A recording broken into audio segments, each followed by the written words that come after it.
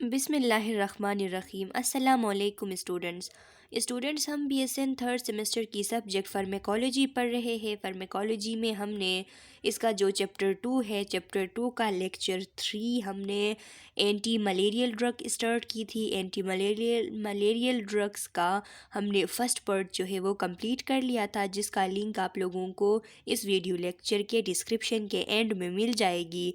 और इस video lecture में हम इसको कंटिन्यू कर रहे हैं, यानी इसके पार्ट 2 जो है वो कंटिन्यू है। स्टूडेंट्स, हमने इसका जो थेराप्यूटिक क्लासिफिकेशन था एंटी मलेरियल ड्रग्स का, वो हमने पढ़ लिया था। आज का हमारा जो टॉपिक है वो है केमिकल क्लासिफिकेशन। केमिकली किस तरीके से ये जो एंटी मलेरियल ड्रग्स है इनको क्लासिफाई किया गया है, आज के इस वीडियो लेक्चर में हम ये पढ़ेंगे। तो स्टूडेंट्स, लिखा है 4 एमाइनो क्वाइनोलिन्स। 4 एमाइनो क्वाइनोलिन्स इसे क्यों कहते हैं स्टूडेंट्स? क्योंकि ये एमाइनो क्वाइलिन्स है, एमाइनो क्वाइलिन्स से बने होते हैं। और एमाइनो क्वाइलिन्स में क्या होता है स्टूडेंट्स, ये जो हमारे साथ एमाइनो ग्रुप है वो फोर्थ पोजीशन पे होता है, इसलिए हम इनको 4 एमाइनो क्वाइलिन्स कहते हैं। अब आप लोगों के जहन में ये क्वेश्चन होगी कि चलो हमने एमाइनो तो जान लिया कि एमाइनो ग्रुप है, अब ये क्वाइनोलिन्स क्या है? तो क्वाइनोलिन जो है स्टूडेंट्स एक हेट्रोसाइक्लिक एरोमेटिक कंपाउंड है, जिसका केमिकल फार्मूला C9H7 और N है। ये एक केमिकल कंपाउंड है, हेट्रोसाइक्लिक एरोमेटिक कंपाउंड है, जिससे जो है जब इसके फोर्थ पोजीशन पे एमाइनो ग्रुपेट किया जाता है तो ये 4 एमाइनो क्वाइनोलिन्स बन जाते हैं। अब इसमें कौन कौन से ड्रग है इस फार्मूले के हमारे साथ एंटी मलेरियल? तो लिखा है क्लोरोक्वीन है, एमोडाइक्वीन है और पिप्राक्वीन है। इन सब के फार्मूले में 4 एमाइनो क्वाइलिन्स जो है वो शामिल होगी, इस वजह से इनको इस ग्रुप में इंक्लूड किया गया है। सेकेंड नंबर पे देख ले क्वाइनोलिन मिथेनॉल। अब ये क्वाइनोलिन मिथेनॉल क्या है? क्वाइनोलिन का आप लोगों ने समझ लिया कि ये एक हेट्रोसाइक्लिक एरोमेटिक कंपाउंड है, इसका केमिकल फार्मूला C9H7 और N है। अब क्वाइनोलिन मिथेनॉल क्या है? क्वाइनोलिन मिथेनॉल भी, इसका अगर हम इसके एम्पेरिकल फार्मूले को देख ले तो C10H9 और NO इसका एम्पेरिकल फार्मूला होता है। तो अब इसकी जो मेंबर में कौन से ड्रग है, इसके कौन से ड्रग मेंबर है? मेफ्लोक्वीन है। अब अगर हम मेफ्लोक्वीन का फार्मूला देख ले, इसका केमिकल फार्मूला, तो उसमें हमें C10H9 और NO जो कि क्वाइनोलिन का फार्मूला मिथेनॉल क्वाइनोलिन है ये मिलेगा, क्योंकि इसके साथ इसमें क्वाइनोलिन जो है उसके साथ मिथेनॉल भी अटैच होता है। तो अब अगर मेफ्लोक्वीन का हम देख ले तो इसके फार्मूले में हमें क्वाइनोलिन मिथेनॉल जो है वो मिल जाएगी, इसलिए ये इस ग्रुप में इंक्लूड किया गया है। अब थर्ड नंबर पे है सिंकोना अल्कलॉइड्स। स्टूडेंट्स, ये सिंकोना जो है एक प्लांट का नाम है, जिस प्लांट के बर्ग से हमें जो quinine first time anti malarial drug जो है वो डिस्कवर की गई थी, ये सिंकोना नाम के एक प्लांट के बर्ग से की गई थी। अब यहाँ पे लिखा है सिंकोना अल्कलॉइड। स्टूडेंट्स, आप लोगों ने अल्कलॉइड्स को समझना है कि अल्कलॉइड्स क्या होती है। तो स्टूडेंट्स, अल्कलॉइड्स जो है वो एक नाइट्रोजीनियस ऑर्गेनिक के कंपाउंड जो होते हैं, नाइट्रोजीनियस ऑर्गेनिक कंपाउंड मीन्स के नाइट्रोजन कंटेनिंग जो ऑर्गेनिक कंपाउंड्स होते हैं उनका एक क्लास होता है अल्कलॉइड्स, जो कि प्लांट ओरिजिन से लिया जाता है। ये प्लांट्स में मिलता है, प्लांट्स से मिलती है। उसमें वो तमाम नाइट्रोजीनियस ऑर्गेनिक कंपाउंड जो कि प्लांट से निकाले जाते हैं, प्लांट ओरिजिन से ये लिए जाते हैं, और इनका ह्यूमन के जो फिजियोलॉजिक एक्शंस होते हैं, मीन्स क्या ह्यूमन बॉडी के जो फंक्शंस होते हैं उन पे अगर कोई असर हो, उन पे अगर ये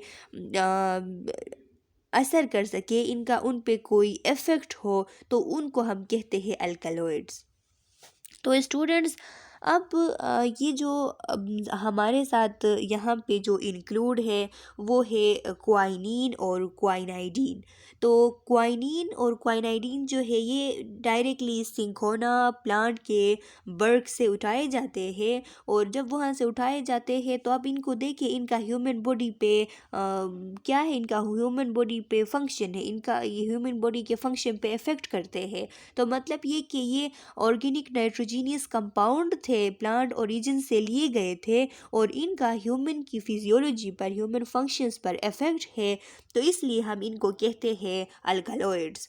स्टूडेंट्स, ये जो अल्कलॉइड्स होते हैं इनमें और भी बहुत सारे ड्रग्स इंक्लूड होते हैं, जैसा कि मर्फीन है। मर्फीन ओपियम पॉपी प्लांट से एक्सट्रैक्ट की जाती है। क्वाइनिन, यहाँ पे क्वाइनिन और क्वाइनाइडिन का जो एग्जांपल है ये सिंखोना के बर्ग से ली जाती है। और एक और ड्रग है एट्रोपिन। एट्रोपिन जो है बिलिडोना नाम के एक प्लांट से एक्सट्रैक्ट किया जाता है। तो ये सब वो तमाम ड्रग है जो प्लांट ओरिजिन से लिए जाते हैं और ह्यूमन के अंदर इनका इफ़ेक्ट होता है ह्यूमन बॉडी पर, ह्यूमन बॉडी फंक्शन पर, तो इसलिए हम इनको अल्कलॉइड कहते हैं। अब जो फोर्थ वन है वो है बिगोनाइड्स। स्टूडेंट्स, बिगोनाइड्स जो है ये भी एक ऑर्गेनिक कंपाउंड होते हैं। इनका फार्मूला जो है वो C2H7 और N5 इनका फार्मूला होता है। अब इसका जो मेंबर है एंटी मलेरियल ड्रग प्रोग्वानिल है। प्रोग्वानिल के फार्मूले को अगर हम देखें तो उसमें C2H7N5 जो है वो शामिल होगी, इसलिए ये इस ग्रुप का मेंबर है।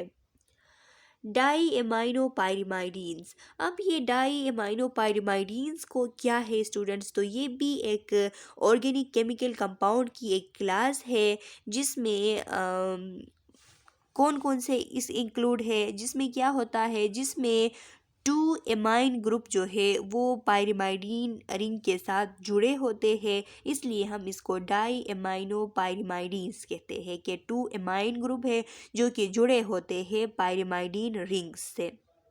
अब इसके फार्मूले में लिखा है जो एंटी मलेरियल ड्रग है पायरिमेथैमीन। अब पायरिमेथैमीन के फार्मूले में अगर हम देखें तो ये जो डाई एमाइनो पायरिमाइडीन्स था, इसका फार्मूला था, वो हमें मिलेगी, इसलिए ये इसके ग्रुप में इन्वॉल्व है। अब यहाँ पे भी सल्फोनेमाइड्स आ गए स्टूडेंट्स। देखिए, सल्फोनेमाइड्स जो होते हैं ये आप लोगों को पता है, इनको हम सल्फर ड्रग्स भी कहते हैं। ये क्या है, ये एंटीबायोटिक्स है।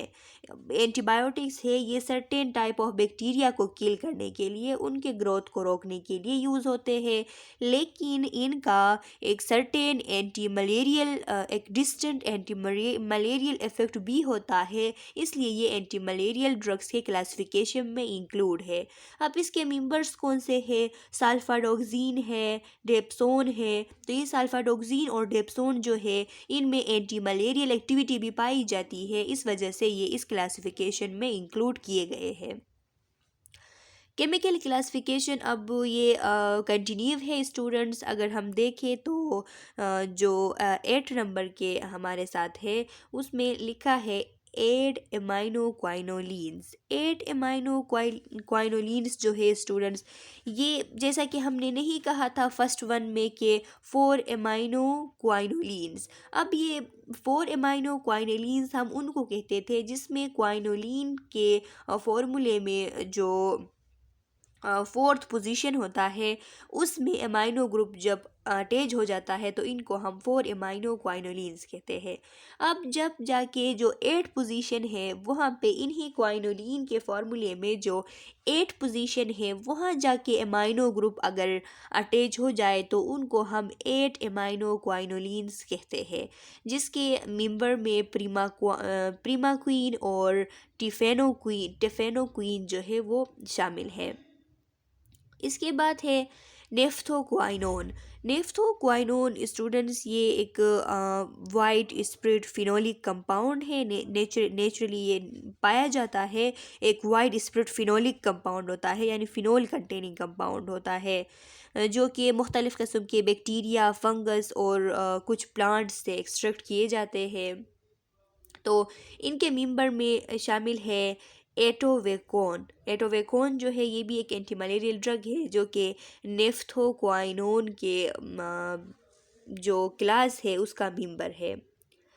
नेफ्थायराइडीन। अब ये नेफ्थायराइडीन क्या है स्टूडेंट्स? नेफ्थायराइडीन भी एक ऑर्गेनिक कंपाउंड है जिसका केमिकल फार्मूला C8H6 और N2 है।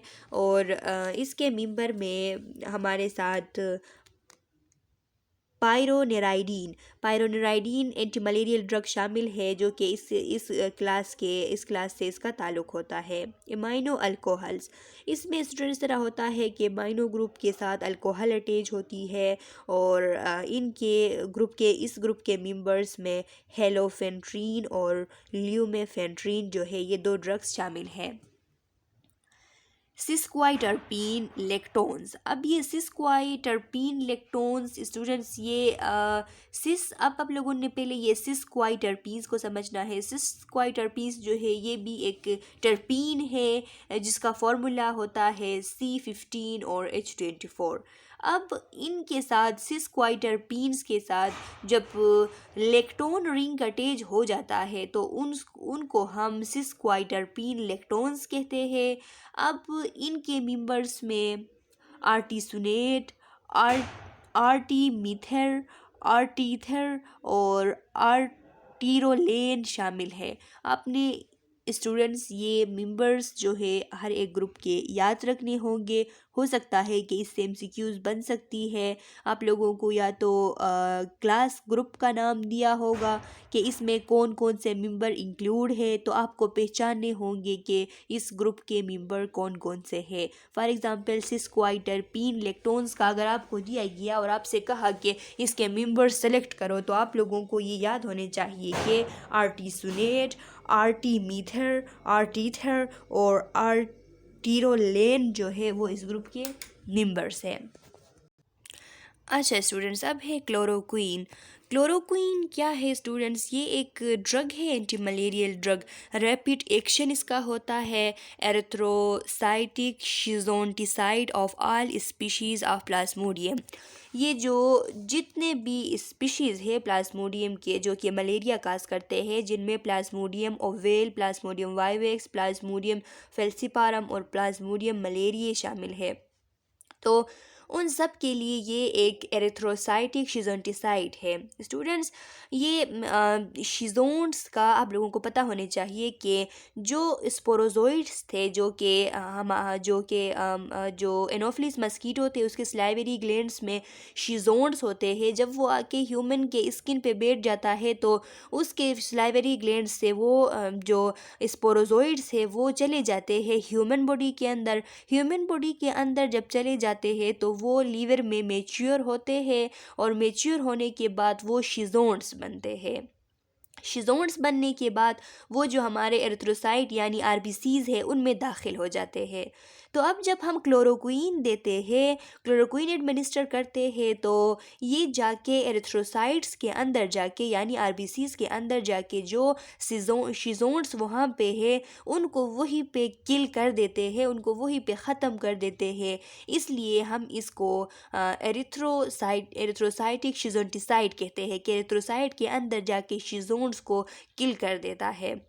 और वो जितने भी स्पीशी जो 4 स्पीशी है प्लाज्मोडियम के जिसके भी शिजोन्ट्स हो उनको किल कर देता है। Control clinical attack in 1 to 2 days। अब यहाँ पे शिजोन्ट्स को अगर किल कर दिया तो अब मलेरिया का जो क्लिनिकल अटैक है, जो मलेरिया फीवर है, वो कंट्रोल होगी। और कंट्रोल करने की मुद्दत क्या है? 1 to 2 days है। MCQs बन सकती है स्टूडेंट्स आप लोगों के लिए कि कितने दिनों में एरिथ्रोसाइटिक शिजोंटिसाइड जो है, फॉर एग्जांपल क्लोरोक्वीन का नाम दिया होगा, वो जो मलेरिया का क्लिनिकल अटैक है उसको कंट्रोल करता है। तो आप लोगों ने याद रखनी है कि ये 1 to 2 days है। मैकेनिज्म ऑफ एक्शन क्या है क्लोरोक्वीन का स्टूडेंट्स? तो लिखा है plasmodium digest haemoglobin to haem and globin in their acidic vacuole.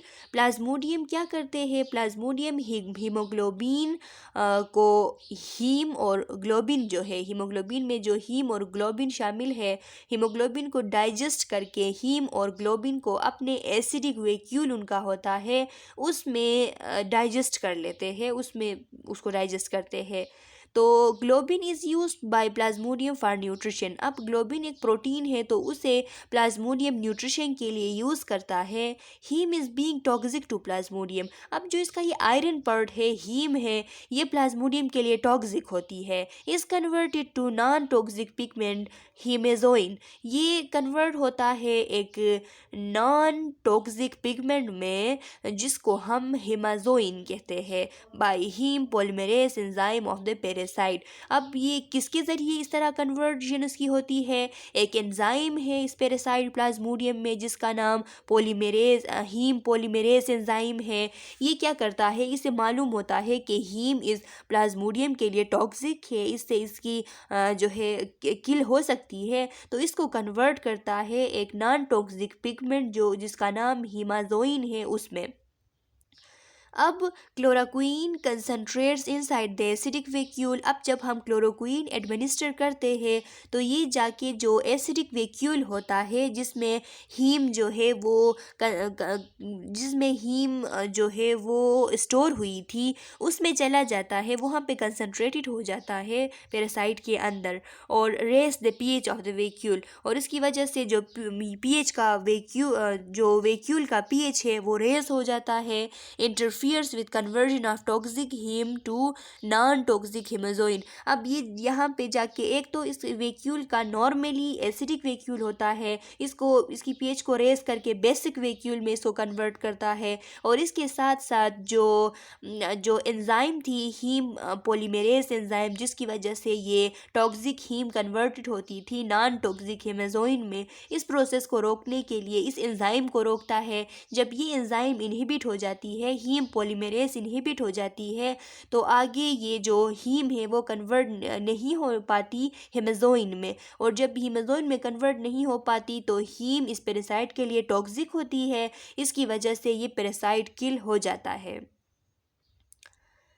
Chloroquine haem complex form damage plasmodium membranes. अब यहाँ पे क्लोरोक्वीन और हीम कम्प्लेक्स बन जाते हैं और जब क्लोरोक्वीन हीम कम्प्लेक्स बन जाते हैं तो प्लाज्मोडियम का जो सेल मेम्ब्रेन है, जो मेम्ब्रेन्स होते हैं प्लाज्मोडियम का, वो डैमेज हो जाते हैं। अच्छा स्टूडेंट्स, यहाँ पे आप लोगों को इसका मैकेनिज्म ऑफ एक्शन दिखाया गया है आप लोगों की आसानी के लिए। आप देखिए यहाँ पे देख सकते हैं हीमोग्लोबिन जो है वो क्या होती है, कन्वर्ट होती, डाइजेस्ट होती है, डाइजेस्ट होके ग्लोबिन और हीम अलग हो जाते हैं। ग्लोबिन को मलेरियल पेरासाइट अपने न्यूट्रिश एज ए न्यूट्रिएंट इसको यूटिलाइज करता है और जो हीम है वो हाईली टॉक्सिक होती है मलेरियल पेरासाइट के लिए। तो इस हीम को अब ये पैरासाइट जो है एक एंजाइम है हीम पॉलीमरेज एंजाइम, इसके थ्रू इस हीम को कन्वर्ट करता है हीमेजोइन में, जो कि हीमोजोइन क्या है, नॉन टॉक्सिक है प्लाज्मोडियम के लिए। तो अब हम जब क्लोरोक्वीन देते हैं, क्लोरोक्वीन जब हम एडमिनिस्टर करते हैं तो क्लोरोक्वीन क्या करता है स्टूडेंट्स, क्लोरोक्वीन आके यहाँ पे आके क्लोरोक्वीन या मेफ्लोक्वीन, यहाँ पे लिखा क्लोरोक्वीन क्वाइनिन या मेफ्लोक्वाइनिन, हम इनको आगे पढ़ेंगे। ये एक ही आप लोगों ने भी पढ़ा ना स्टूडेंट्स कि हमने पढ़ा सिंकोना अल्कलॉइड। तो सिंकोना अल्कलॉइड्स के ये 3 मेंबर है, क्लोरोक्वीन है, क्वाइनिन है और मेफ्लोक्वाइनिन है। अब इनको आगे भी हम एक एक करके पढ़ेंगे, लेकिन इन तीनों का मैकेनिज्म ऑफ एक्शन जो है वो सेम होता है। ये 3 ड्रग्स क्या करते हैं, ये 3 ड्रग्स आके इस एंजाइम को इनहिबिट करते हैं। जब इस एंजाइम को इनहिबिट करते हैं तो ये हीम को कन्वर्ट नहीं कर पाता हीमोजोइन में। जब हीमोजोइन में कन्वर्ट नहीं कर पाता तो ये जो हीम है इसकी लेवल इंक्रीज हो जाती है और जब इसकी लेवल इंक्रीज हो जाती है तो ये मलेरियल पैरासाइट जो है इसकी जो ग्रोथ है वो रुक जाती है और इसकी जो है किल हो जाती है ये।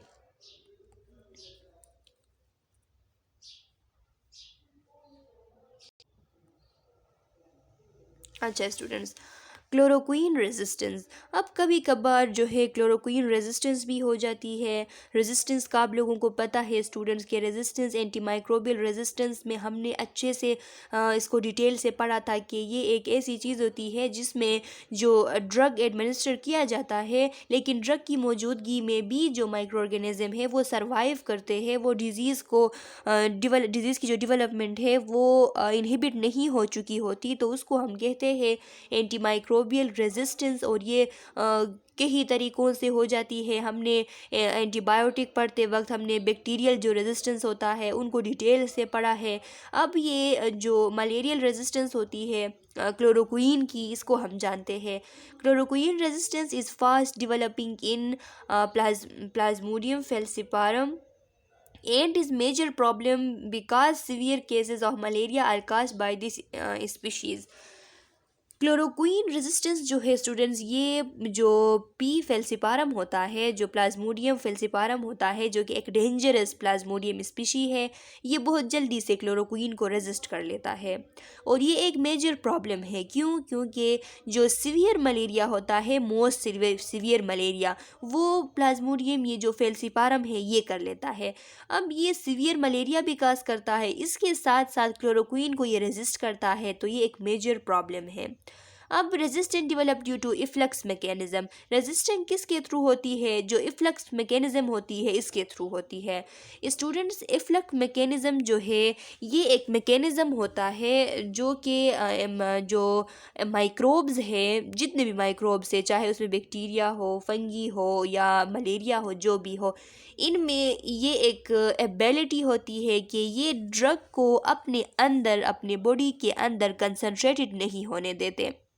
जब ड्रग एडमिनिस्टर किया जाता है और ये ड्रग जाके उनके बॉडी के अंदर पहुंच जाती है, तो वो इसको एक्सक्रीट कर देते हैं, जल्दी जल्दी से इसको एक्सक्रीट कर देते हैं और अपने अंदर इसके कंसंट्रेशन को इंक्रीज़ होने नहीं देते और इससे बच जाते हैं। तो इसको हम कहते हैं इफ्लक्स मैकेनिज़्म। अब यहाँ पे जो प्लाज्मोडियम फेल्सिपारम है ये किस तरीके से इफ्लक्स मैकेनिज़्म करता है? तो क्लोरोक्वीन रेजिस्टेंस जो है स्टूडेंट्स, ये फेल्सिपारम में ज़्यादातर होती है। ये इसलिए होती है क्योंकि जब देखा जाता है तो जब क्लोरोक्वीन एडमिनिस्टर की जाती है और ह्यूमन के अंदर अगर मलेरिया फेल्सिपारम की वजह से हो, तो ये फेल्सिपारम के अंदर कंसंट्रेटेड नहीं हो पाती। क्लोरोक्वीन की डोज भी अगर बढ़ाई जाती है तो भी ये कंसंट्रेटेड इतना उसके अंदर नहीं होती जितना दूसरे पैरासाइट्स के अंदर कंसंट्रेटेड होती है। तो इसका मतलब ये है कि ये इफ्लक्स मैकेनिज्म करता है, इसको अपने अंदर कंसंट्रेटेड नहीं होने दे पाता और इस तरीके से ये इसको रेजिस्ट कर लेता है और क्लोरोक्वीन रेजिस्टेंस जो है वो सामने आ जाती है इस फेल्सिपारम की वजह से। अब फार्माकोलॉजिकल एक्शंस है, इसके क्लोरोक्वीन के फार्माकोलॉजिकल एक्शंस है, उसमें लिखा है एंटी मलेरियल एक्टिविटी। इसका एंटी मलेरियल एक्टिविटी होता है, मलेरिया को किल करता है। अदर पैरासाइटिक इन्फेक्शंस, और कुछ पैरासाइटिक इन्फेक्शंस भी है जिनको भी क्लोरोक्वीन जो है वो रिड्यूस कर लेता है, इनका खात्मा कर लेता है। उनमें जार्डियसिस शामिल है। स्टूडेंट्स, जार्डियसिस एक प्रोटोजोयल इन्फेक्शन होता है, एक पैरासाइट होता है जिसका नाम जार्लिया लेम्बलिया है। उसकी वजह से ये एक इन्फेस्टेशन उसकी हो जाती है बॉडी के अंदर, तो एक डिजीज़ काज होती है जिसे हम जार्डियसिस कहते हैं। तो उसके ट्रीटमेंट के लिए भी क्लोरोक्वीन दिया जाता है, ये उसके लिए भी इफ़ेक्टिव होता है। और दूसरा जो प्रोटोजोयल इन्फेक्शन है वो है एक्स्ट्रा इंटेस्टिनल एमोबियासिस। स्टूडेंट्स, एक प्रोटोजोआ है जिसका नाम एंटी एमोबा हिस्टोलेटिका है, और जब ये डिजीज़ काज करता है तो उसको हम एमोबियासिस कहते हैं। और एमोबियासिस 2 टाइप के होते हैं, एक इंटेस्टिनल एमोबियासिस होता है और एक एक्स्ट्रा इंटेस्टिनल एमोबियासिस होता है। जो इंटेस्टीन में होता है इसे हम इंटेस्टिनल एमोबियासिस या इसको एमोबिक डाइसेंट्री भी कहते हैं, और जो इंटेस्टीन से बाहर किसी और एक ऑर्गन में, ख़ास करके लीवर में होती है, इसको हम एक्स्ट्रा इंटेस्टिनल एमोबियासिस कहते हैं। तो ये जो एक्स्ट्रा इंटेस्टिनल एमोबियासिस का एक प्रोटोजोयल इन्फेक्शन है, इसको भी क्लोरोक्वीन जो है वो इसके लिए भी इफ़ेक्टिव होता है। ये आपने एमसीक्यूज़ के लिए इन 2 इन्फेक्शंस का नाम जो है याद रखना बिल्कुल बहुत ही ज़रूरी है, क्योंकि ये आ सकती है कि पैरासाइटिक इन्फेक्शंस में कौन से इन्फेक्शंस हैं जिनके लिए क्लोरोक्वीन इफ़ेक्टिव होता है। तो उसमें जार्डिएसिस और एक्स्ट्रा इंटेस्टिनल एमोबियासिस शामिल है। अदर एक्शन इसकी क्या हो सकती है, एंटी इन्फ्लेमेटरी भी ये काम देता है, इन्फ्लेमेशन के लिए भी ये इफ़ेक्ट इसका होता है। और जो रेहेमेटॉइड अर्थराइटिस होता है बास टाइम जो है वहाँ पे भी ये एडमिनिस्टर किया जाता है उसके खिलाफ भी, क्योंकि इसका एंटी इन्फ्लेमेटरी इफ़ेक्ट होता है, एंटी हिस्टामिनिक इफ़ेक्ट होता है, हिस्टामिन को भी रिड्यूस करने में मदद देती है। तो कभी कभार अगर एंटी हिस्टामिन कोई हमें एक्शन करना हो तो हम क्लोरोक्वीन जो है एडमिनिस्टर कर सकते हैं। ये लोकल एनेस्थेटिक भी है, इसमें ये प्रॉपर्टी भी है कि जब क्लोरोक्वीन को सबक्यूटेनियसली या इंट्राडर्मली इंजेक्ट किया जाता है तो एक भरपूर लोकल एनेस्थीसिया प्रोड्यूस करता है, जो कि मुख्तलिफ़ किस्म के डर्मेटोलॉजिकल सर्जरीज़ के लिए एक एडिक्वेट एनेस्थीसिया होता है। तो ये भी इसका एक जो है इसके लिए एक ऐसी बात है जिसको आपने याद रखना ज़रूरी है कि chloroquine as a local anaesthetic भी यूज़ होती है। वीक स्मूथ मसल रिलैक्सेंट, ये जो हमारे बॉडी में वीक स्मूथ मसल होते हैं उनको रिलैक्स करने में उनके लिए एक मसल रिलैक्सेंट भी है। एंटी एरिथमेटिक एक्टिविटी, इसका एंटी एरिथमेटिक एक्टिविटी होता है, यानी जो एरिथमियास है, जो इर्रेगुलर हार्ट बीट है उसके लिए उसको रोकने के लिए भी ये यूज़ की जाती है।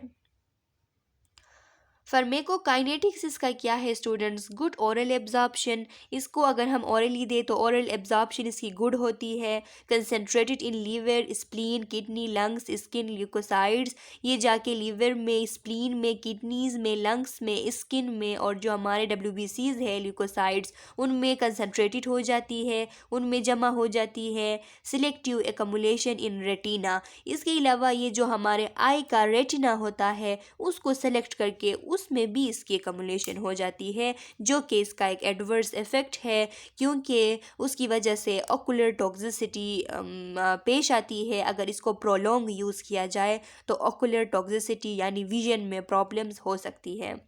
Metabolised in liver, excreted in urine, liver में मेटाबोलाइज होती है, यूरिन में एक्सक्रीट होती है। इसका जो प्लाज्मा हाफ लाइफ है वो 3 to 10 days है। Due to tissue binding small amount persist in the body, क्योंकि ये हमारे टिश्यूज़ के साथ इसकी बाइंडिंग होती है, यानी liver, spleen, kidneys, lungs, skin और कभी कभी रेटिना।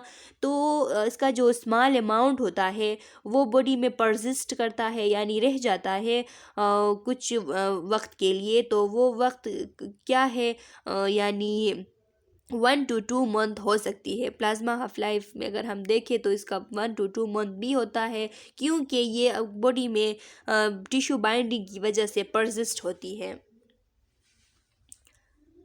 अब एडवर्स ड्रग रिएक्शन है स्टूडेंट्स, अब इसके एडवर्स ड्रग रिएक्शन के क्या क्या एडवर्स रिएक्शन जो है ये क्लोरोक्वीन के होते हैं। क्लोरोक्वीन कौन सा एडवर्स इफेक्ट पेश कर सकता है, तो occurring at low dose short duration use, अगर हम लो डोज में यूज़ कर रहे हैं और ड्यूरेशन ऑफ यूज़ जो है वो शॉर्ट है, शॉर्ट टाइम के लिए है, तो ये नौजिया काज कर सकती है, वॉमिटिंग काज कर सकती है, एनोरेक्सिया यानी भूख का न लगना ये काज हो सकती है, एपिगेस्ट्रिक पेन हो सकती है, जो हमारा एपिगेस्ट्रियम है इसमें पेन हो सकती है, अनईजीनेस फील कर सकता है पेशेंट, ईचिंग हो सकती है, हेडेक हो सकती है, और एकोमोडेशन में यानी उसकी जो रिहाइश है कि वो एक जगह पे बैठा है तो वहाँ पे उसको डिफ़िकल्टी होती है, मतलब इरिटेबिलिटी होती है। Occurring at high dose prolonged use, अगर इसको हाई डोज में यूज़ किया जा रहा है और यूज़ प्रोलॉन्ग्ड है तो ये क्या कर सकती है, लॉस ऑफ विजन, ये विजन को लॉस कर सकती है, क्योंकि रेटिनल डैमेज हो जाता है। ये रेटिना को सिलेक्ट करके सिलेक्टिवली रेटिना में कंसंट्रेटेड होती है, तो इसलिए रेटिनल डैमेज हो जाता है और लॉस ऑफ विजन होती है। इसके अलावा कॉर्नियल डिपॉजिट्स, ये कॉर्निया जो है उसमें भी डिपॉजिट्स हो जाता है, लीडिंग टू डिमिनिश्ड विजन, जिसकी वजह से विजन जो है वो ख़राब हो जाती है। लॉस ऑफ हियरिंग भी काज कर सकता है, मेंटल डिस्टर्बेंस कर सकता है, ग्रेइंग ऑफ हेयर यानी बाल सफ़ेद हो सकते हैं, रेशेस हो आ सकती है स्किन पे, और फोटो एलर्जी हो सकती है। फोटो एलर्जी मीन्स के लाइट से एलर्जी हो सकती है, क्योंकि रेटिना और कॉर्निया जो है उसमें डिपॉजिट होती है, रेटिनल डैमेज काज करती है, इस वजह से फ़ोटो एलर्जी हो जाती है। अब इसकी कंट्राइंडिकेशंस है स्टूडेंट्स। कंट्राइंडिकेशन का मतलब ये है कि इसको किस किस टाइम हमने यूज़ नहीं करना है, कंट्राइंडिकेट करना है कि बिल्कुल इसको यूज़ नहीं करना। तो लीवर डैमेज, अगर लीवर डैमेज है तो हमने आगे पढ़ा कि इसकी जो मेटाबॉलिज्म होती है वो लीवर में होती है, और अगर लीवर डैमेज है तो इसको फिर हम यूज़ नहीं कर सकते, क्योंकि ये और जो है लीवर डैमेज को जो है इंक्रीज़ कर सकती है, उसको सीवियर कर सकती है। Severe GIT, neurological, retinal, haematological diseases, मुख्तलिफ़ किस्म के GIT से रिलेटेड, न्यूरोलॉजिकल और रेटिना से रिलेटेड और हेमाटोलॉजिकल ब्लड से रिलेटेड मुख्तलिफ़ किस्म के डिजीज़ इससे काज हो सकते हैं। शुड नॉट बी को administered with mefloquine, amiodarone, anti arrhythmics. इसको हमने मेफ्लोक्विन के साथ या एमाइडोडेरोन और एंटी एरिथमिक्स जो ड्रग होते हैं उनके साथ एडमिनिस्टर नहीं करना होता, कम्बिनेशन में एडमिनिस्टर कभी भी नहीं करना है। अच्छा स्टूडेंट्स, यहाँ पे 3 ड्रग्स के नाम है, एक तो मेफ्लोक्विन है, दूसरा एमियोडेरोन और एंटी एरिथमिक्स है। तो एंटी एरिथमिक्स वो ड्रग्स है जो कि हार्ट की जो हार्ट बीटिंग होती है, यानी इर्रेगुलर हार्ट बीट जो होते हैं, जो टेकिकार्डिया होता है, उसको जो है नॉर्मल कंडीशन में ले आता है। तो ये जो एमायोडेरोन है ये भी एक एंटी एरिथमिक ड्रग है जो कि हार्ट रेट को डिक्रीज़ करने में, उसको नॉर्मल में ले आने में मदद देती है। और जो मेफ्लोक्विन है ये एक एंटी मलेरियल ड्रग है, इसका भी एक इफ़ेक्ट ये होता है कि ये हार्ट रेट जो है उसको ब्रेडिकार्डिया में कन्वर्ट करता है, यानी हार्ट रेट को कम करता है।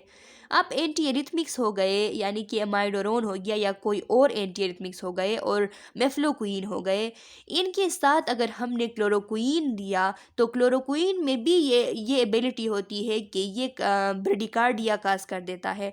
तो हमने इनको अगर कम्बिनेशन में दे दिया तो सीवियर काइंड ऑफ ब्रेडिकार्डिया होगी, और जिससे पेशेंट जो है कार्डियक अरेस्ट में जा सकता है। इसलिए हमें इनको कंबाइन करके नहीं देना होता। Can be given in pregnancy, लेकिन ये प्रेगनेंसी में जो है कंट्राइंडिकेटेड नहीं है, प्रेगनेंसी में ये हम दे सकते हैं।